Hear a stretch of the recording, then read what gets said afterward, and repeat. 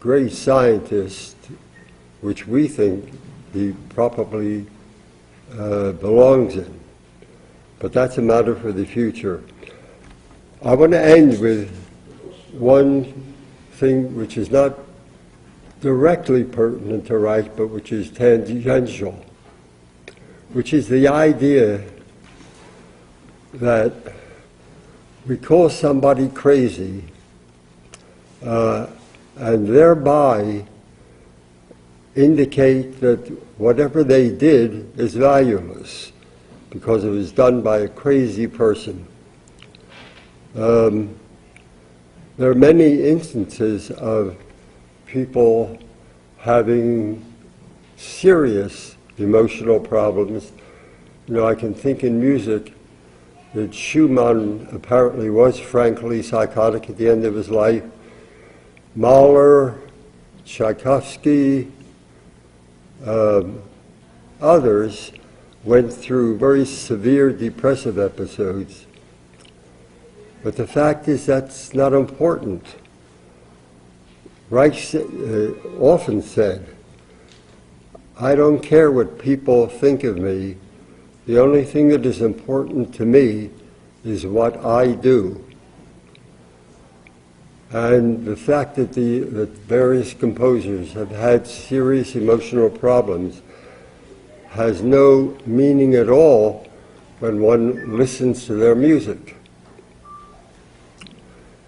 Isaac Newton, one of the great figures forever in science, was a firm believer in astrology. So what? He produced what he produced, and that's the important issue. I think that's about enough for the history. Any questions, discussions?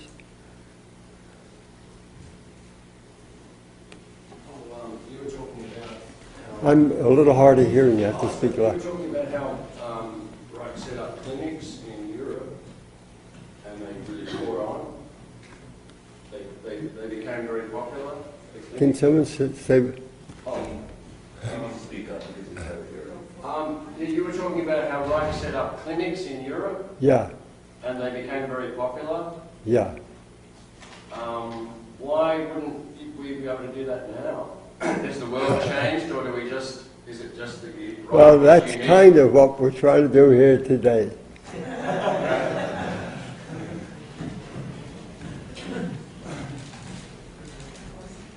Any other discussion or question? Dr. Herskowitz, the cloud buster, is anyone using that today Yeah. in America? Yeah, the Mayo, and there are people who work with the Mayo who are doing it, and there are others who are doing it. There are lots of people using the cloud buster who should not be, because I haven't mentioned, but it's inevitable that there's a lunatic fringe in orgonomy. And those guys, without any training, without any expertise at all, do cloud busting on their own. So there's a lot of illegitimate cloud busting along with the legitimate cloud busting.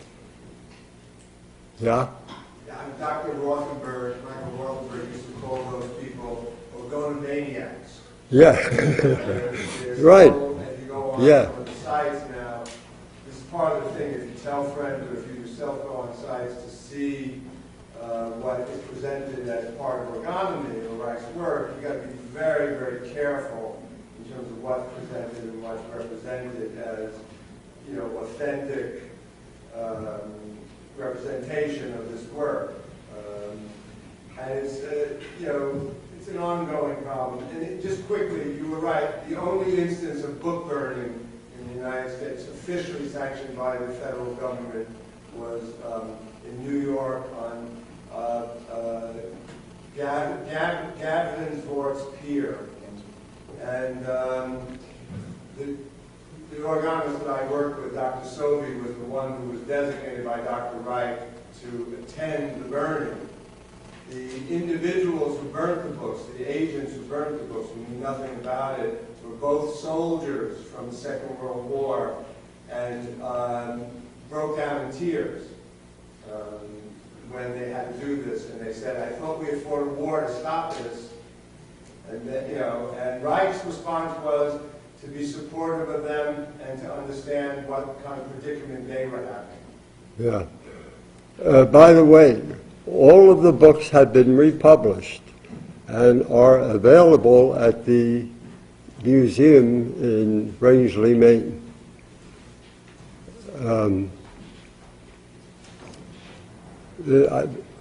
A point about the accumulators. I got a couple of other interesting things to tell you about. Mildred Edie Brady and Dr. Wortham were both members of the American-Russian Friendship Society